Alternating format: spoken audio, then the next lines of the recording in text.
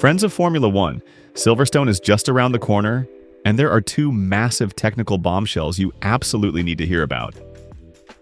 The first is the newly revealed mechanism behind the Macarena wing, captured in a stunning photo by Roberto Chinchero. The actuator that moves the two flaps, which flip open when the reversible wing deploys, is hidden inside the lateral panel of the SF26. A secret soul of the Rosa. At Silverstone, we'll see an evolved version of this system, featuring greater clearance between the two mobile flaps in the main profile, aimed squarely at increasing top speed. The second bombshell is a serious question mark hanging over Ferrari's Carbon Industries brakes, because at Silverstone the mechanical braking system is used for just 8% of the total lap time. And Carbon Industries brakes need significantly higher temperatures to operate correctly compared to Brembo, with a staggering 150-degree difference in the minimum operating threshold. And then there's Fred Vasseur, who dropped the heaviest admission of the season in an interview with Corriere della Sera. On certain power unit tricks, he said, our rivals were simply better than us. Some of those elements Ferrari can only fix in 2027. On top of that, there's a surprise regarding the Mercedes A2, which will be allowed to intervene once in 2026 and once in 2027. And Ferrari's thermal engine deficit currently sits somewhere between 6 and 8% behind the Red Bull benchmark.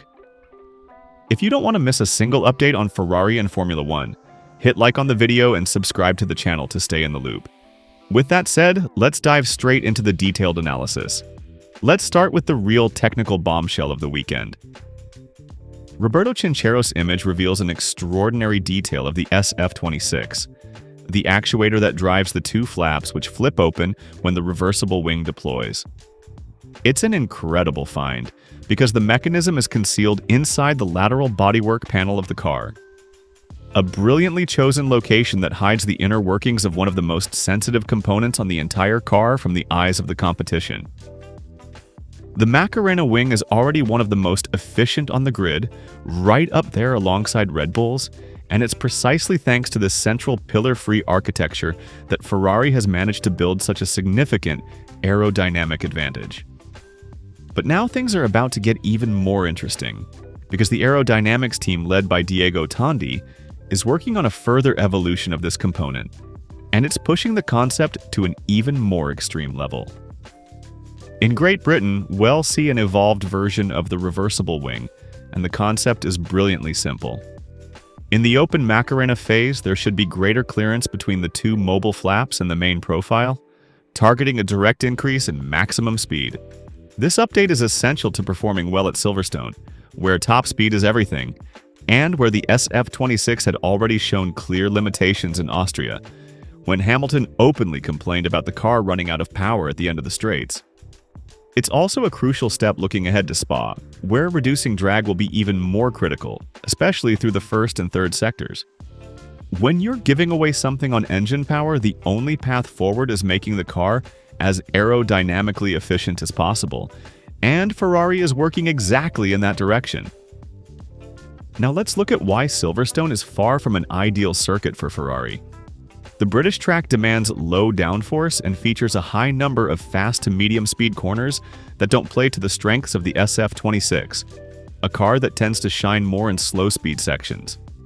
The circuit runs 5,891 meters with 18 corners in total, and the legendary sequences through Maggots, Beckett's, and Chapel generate extremely high lateral loads that put significant stress on the tires. The high average speeds and the sweeping corners demand a very delicate compromise between downforce and aerodynamic efficiency. But here's a genuinely alarming detail related to energy recovery. According to Brembo's engineers, Silverstone falls into the category of low-demand circuits for the braking system, with a difficulty index of just 1 out of 5. This means energy management will be far more complex, and battery recharging will again, as so often this season, favor the Mercedes-powered teams.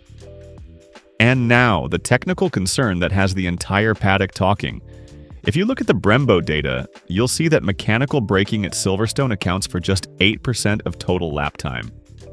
The rest is handled by regenerative braking through the MGU-K, or there's simply no braking at all, given the extremely high speeds around this circuit. Ferrari is equipped with Carbon Industries discs, which perform very well at high temperatures and avoid the unpredictability that Brembo discs can show in the 900 to 1200 degree range. But that high temperature operating window comes with a serious downside. Compared to Brembo's 200 degree minimum working threshold, Carbon Industries need 350 degrees to function properly. That's a 150 degree gap. With only 8% of lap time actually spent on the brakes, the question becomes very uncomfortable. How are Hamilton and Leclerc going to keep them up to temperature? And this is where the contrast between the two Ferrari drivers becomes crucial. Leclerc struggles far more than Hamilton when it comes to brake temperature management, which makes the monegasque the driver most at risk heading into this British weekend. Can Hamilton compensate for what the 2026 Formula One regulations impose on MGU-K usage under braking, perhaps leaning on his greater familiarity with Carbon Industries to get around the excessive brake cooling? That remains to be seen. We'll have to watch how Ferrari chooses to manage brake bias and thermal mapping to help the mechanical system reach more favorable operating temperatures. This is clearly a circuit that suits Carbon Industries less than others, especially under the 2026 regulations. Will we see another frustrated, puzzled expression from a characteristically honest Leclerc? Or will his attitude be different this time around? Now let's get to the bombshell dropped by Fred Vasseur in his interview with Corriere della Sera. The team principal defended his team's design choices with some very significant words. "It's a combination of elements," he said. "We made deliberate choices focused on chassis balance and drivability rather than the engine.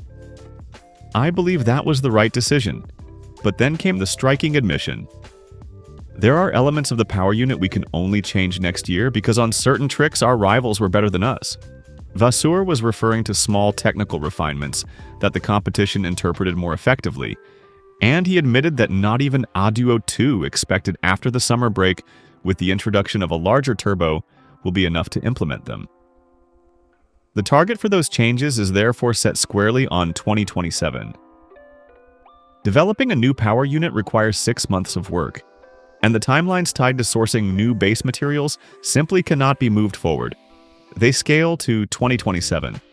And on the subject of the Aduo, Vasseur revealed another surprise. The Frenchman admitted that Mercedes will also be permitted to intervene on their power unit once in 2026 and once again in 2027. "That wasn't the picture we had," said Vasseur directly. "The system isn't based on results, but on the calculation of thermal engine output, and Ferrari didn't have access to all the data the Federation uses to measure those parameters. But we were surprised, and only Red Bull more than us," he concluded. Red Bull has in fact been designated as the reference power unit, and according to reporting from the race, Ferrari's thermal engine deficit now sits between 6 and 8% behind that Red Bull benchmark. A deeply concerning number that explains a great deal about how the 2026 season has unfolded. Well close with Vasseur's official words on the eve of the British sprint weekend, Silverstone represents a very different challenge compared to Austria. We arrive having carefully analyzed the Spielberg race and having identified several areas for improvement. We know the level of competition will be extremely high as always, and every detail will matter. As usual with the sprint format, we'll have just one free practice session before heading straight into a competitive session, so it will be vital to get things right from the very first lap. For Lewis, this is a special race, and we know the support he'll receive from the British fans. The difficult weekend in Austria wasn't only caused by the engine deficit. The altitude also prevented the smaller turbo from performing at its best, and an overly aggressive front-end setup overheated the rear tires. Keep an eye on the full throttle sections, which could once again leave the SF26 hungry for energy.